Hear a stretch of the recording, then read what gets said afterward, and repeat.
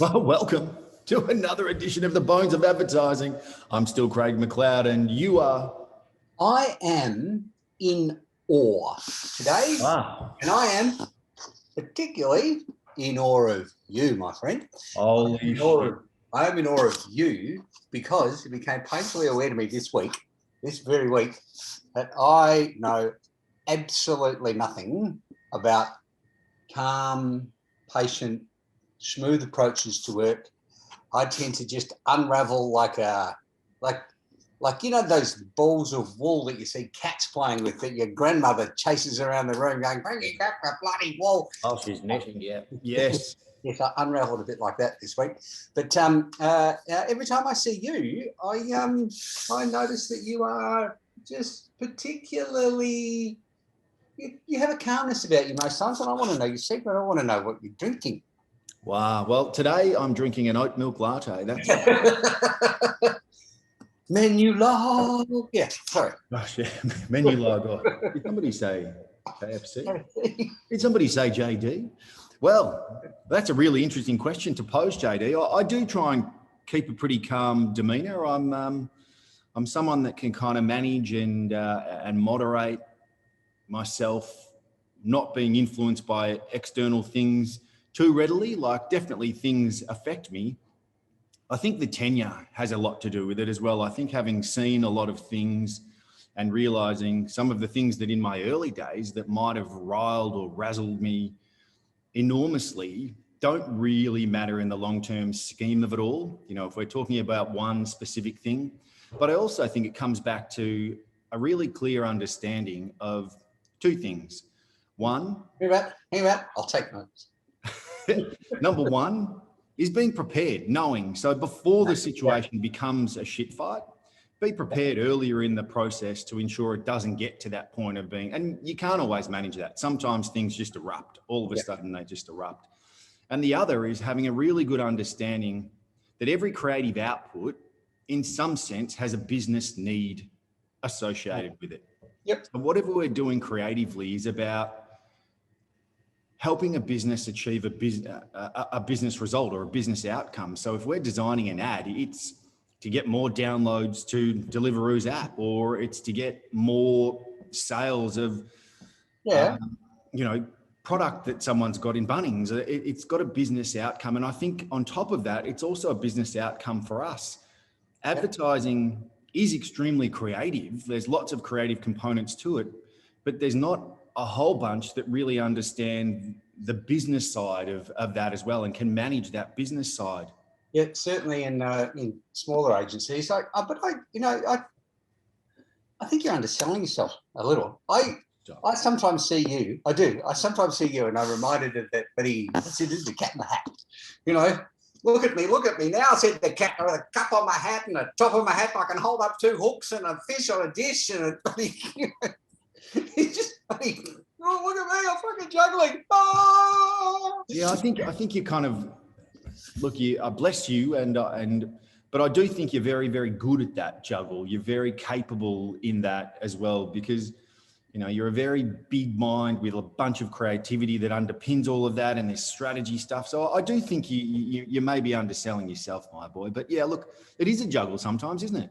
It is. It's incredible. It's incredible. Like that whole piece about how you, like, the client will be very clear. Yes. They're like, I want this. I want this. I want it in blue.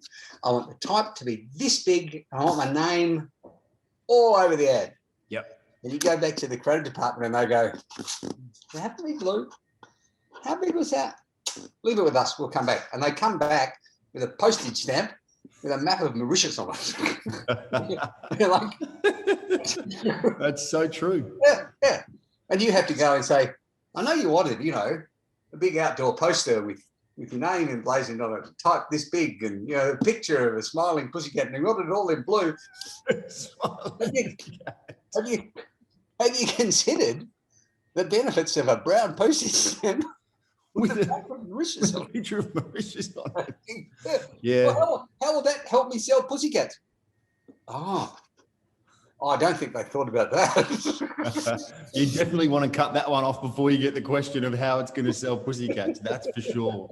But you're right. Sometimes you do get the brief, and the brief has all of these specific mandatories. And I think, one of my favorite things you refer to often is the patience of saints. You've got to be patient when the brief comes through, and it might have come through with a bunch of things in it that the client's really mandating and are really important. But if you can get to a point where you can say, let's have a strong narrative and a conversation with them up front and talk about the specifics of why they want what they want. And if they're still really driven for it, I'm big on talking to the guys and in our team about give them what they want, but then show them what we think will work as well. So yes, it's more work, and sometimes there's no capacity for that. If things are just really quick or they need to be done very, very. But if we can do that, often, and this is where I bring in the big guns of JD's strategy and strategic thinking. We think this idea will impact your best prospect better than the one that you're proposing. And then all of a sudden they're like, oh, I can see what you've asked us to do in reference to the brief, and I really like where you've gone with. Or sometimes it ends up as a hybrid, JD, but you've just got to keep that calm rather than looking at the brief going, oh my God, what the hell are they wanting? Chickens with cat faces, postage stamp sizes of Mauritius. What? You just got to keep it smoking for Australia for some reason. Yes, mate. That's very, very important. But I do see you very, very patient with the generation that's coming after us. I think you're very, very good at imparting knowledge. That's probably the thing I see most in you that I would reference back to that patience of a saint. There's lots in you, and sometimes people don't take the time to really go beyond just scratching the surface and see the gregarious, fun fella. But if they do, gosh, they're in for a surprise, a wealth of knowledge over a very long tenure in an industry. Okay. Let's say decades. Let's decades. It doesn't really lend itself to long tenures in this space because people can get cooked and burn out. So I do think that once they do scratch below the surface, there's this wealth of knowledge that's been able to be shared.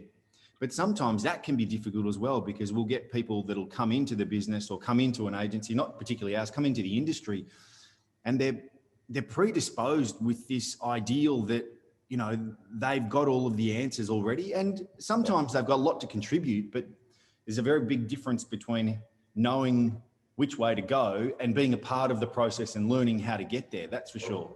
Yeah, indeed. Thank you very much for that. That little, I can walk into my day, there's a little bit of pump air in my tyres. True, bud. I love it. I thoroughly enjoy picking your brain because it goes from here to there. I mean, strategy all the way out to, to creative, big ideas, headlines, copy lines, call to actions. JD, what do you think? Oh, I think that's good, but, and I love that. I just have a firm belief that everyone's entitled to my opinion. I'm going to use that. Thank you very much. You can. Oh, there's my little gift to you today.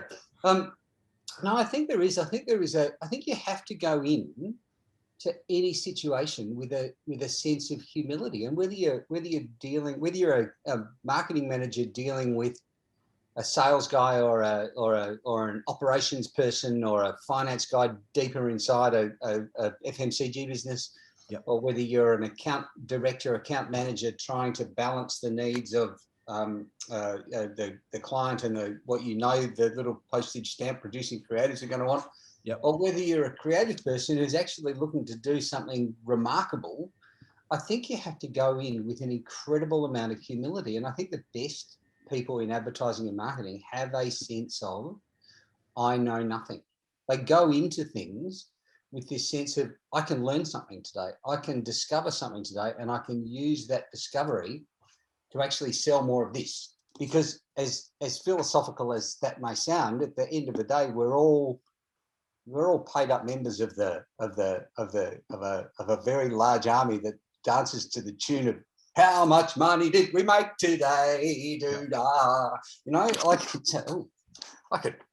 There's a song in that. My God. I mean, you're right. It is. It comes down to the mechanics of what a business needs to move forward and to be successful. Yeah, but you're right. I think it's really important to have a group of people that are all on the same page. If you have a rogue, May have been a rogue a couple of times in my whole career here, my boy. But if you have a rogue, it can wreck stuff really, really quickly. But when you're in a position where you're empowering people, providing them an opportunity to speak, particularly the younger creatives and the younger account service people, you put them in a position where they feel empowered, and you never know where a crazy or a great or a brilliant idea might pop up from. But if you're just rogue and no, me, and some of the old school ad guys were very much this. It was my way or the highway, we're doing it this way. Yeah. But I think there's so much to be said, and definitely in my latter years, I've learned the power of bringing the entire group on this cultural, connected, joined journey together where we really are close. And when I say that, if someone said, KFC, no, if someone said menu log, no, if someone said, we'll cut both of those out. If someone said, I've got an idea and it's different to what yours is, the first thing I do is, great, tell me about it. Yeah. I cannot wait to hear what that is and tell me how it's going to work and why you think it's going to be great. And all of a sudden, these people, whether that idea goes up or not, just feel this voice and this passion. But it comes back to the point we were talking about being patient and somewhat saintly. Absolutely. And you always, it's that ability to listen, even when they come to you for the fifth time. And it's like, look, I've had this idea. I know we had the brown postage stamp before, and I know that we want to sell cats, and I understand that. So I've had this other idea. It's a blue postage stamp. and you very calmly, you just look at them, and you remember the immortal words of me. Of Johnny Douglas. I think it's important for creative people or anyone who's coming up with a communications idea to remember that it's this balance between a responsible commercial outcome and something that people have never seen before and will therefore pay attention to and will therefore hopefully fall in love with. And I think the important thing to remember is, while it is a grown-up game and while it is very much a game for adults because it is business, someone has to be the child in the room. There always has to be a sense of play in what we do. And so on that note, I'm going to leave you with the immortal words of Dr. Seuss, if I may. I love Dr. Seuss. You know I love it. Horton Hears the Who, my absolute favourite. Oh, I do love that. I love that. I love Green Eggs and Ham. Oh, Green Eggs and Ham, absolute ripper as well. And the turtle. Yertle the turtle was king of the pond. And that one about congratulations, today is your day, you're off to great places, you're off and away. See, Dr. Seuss was just like, his estate made significant amounts of money. Yes. Talking to children, but allowing adults to see the joy in what he was doing. So it was although it looked like it was for kids, adults still get an incredible amount of joy from it. And that's what he was doing. He was bringing joy. He wasn't trying to tell stories necessarily. Yeah. And I think that same analogy rings true for Pixar. Like thinking about John Lasseter and when Steve Jobs bought it, and that whole theory behind, we're making a children's movie, but it's got to resonate with adults. I mean, I think that was extraordinary, that process, and how they've been able to do that. I mean, you and I could watch Finding Nemo with my 10-year-old and be just as enamored by the narrative, the whole show, the presentation, the characters, the storyline, because there's components in there that are above a child that are actually aimed at the adults. Very, very clever. And I think they are the modern, like from Disney, and obviously now Disney owns them, but the entire process from Dr. Seuss's early sort of narrative and his lyricist, he was a lyricist. I mean, his words were spectacular. Brilliant. But sort of picking up again, just beautiful. I love that. I love that idea that advertising should be more like Pixar, like that sense of, here's a song, here's an ad, and the jingle is, and people will sing it in pubs because it's catchy and it's work, and it's not trying to be pretentious and it's not trying to be the smartest kid on the block. It's just, You know, what's that? You ought to be Congratulated. like everyone's or that like from the 1960s. That I'm going to go KFC again, but it was like Hugo said you go, and I said no, you go, and soon he was back with a pack, and then Dad hit the track. You know, like it's stuff that people just sing and they tap along to, but there is a deeper commercial moment in there that make people connect fun with business, and I think we're lacking with that at the moment. I think we're all a bit up ourselves. There you go. And so to leave you, I'm going to look at me now. It is fun to have fun, but you have to know how. I can hold up a cup and a milk and a cake. I can hold up these books, and I can hold up a rake. I can hold a toy ship and a little toy man, and look, with my tail, I can hold a red fan. And that, I think, is the lesson for today. Well, that is another edition of the Bones of Advertising. Perhaps somewhat of a roller coaster today, JD, but you know what? Nonetheless, it is early. We have jumped on early and hit the microphones. Yeah. But you know what? That's another edition. I look forward. Don't go changing. I'll see you next week.